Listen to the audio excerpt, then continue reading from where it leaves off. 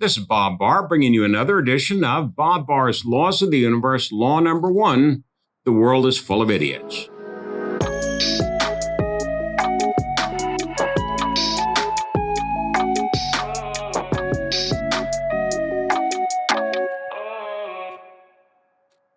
Please remember to subscribe to our YouTube channel and to follow Liberty Guard on social media.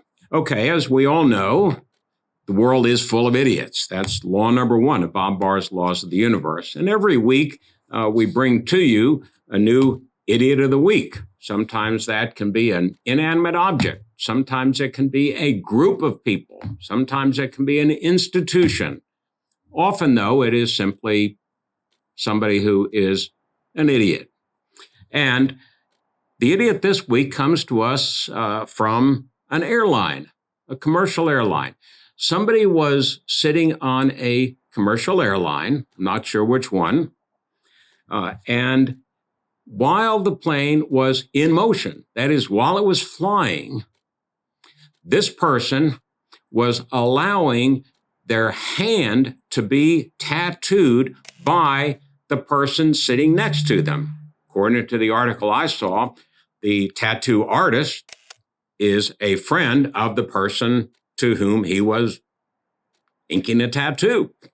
Picture in your mind what's going on here. You have two people sitting next to each other on a commercial airliner. I mean, the seats, this wasn't in first class, by the way. So, the seats are very cramped. You have sitting in one seat, the person who is going to be tattooed, sitting next to him with his tray down and his tattoo gun there on the tray right in front of him. His friend apparently puts his hand over on the tray where the tattoo artist has his tattoo gun and says, "Go to it, tattoo me."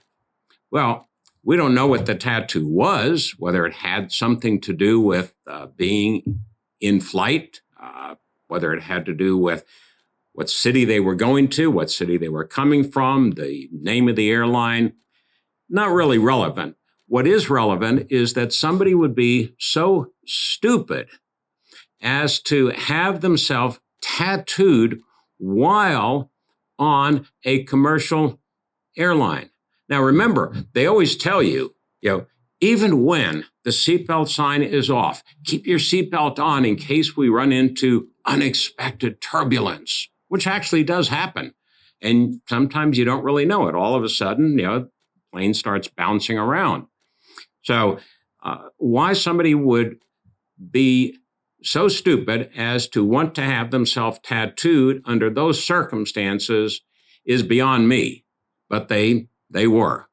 What's interesting here, not so much in terms of the idiot, is that it is okay with our friends at TSA, the Transportation Security Administration, to bring a tattoo gun in your hand luggage and use it. And apparently it's okay with the airline. So next time you're on an airplane, especially if you're not in first class, you might want to make sure, to the extent that you can, that the person sitting next to you is not either getting a tattoo or the person sitting next to you is drawing or inking the tattoo.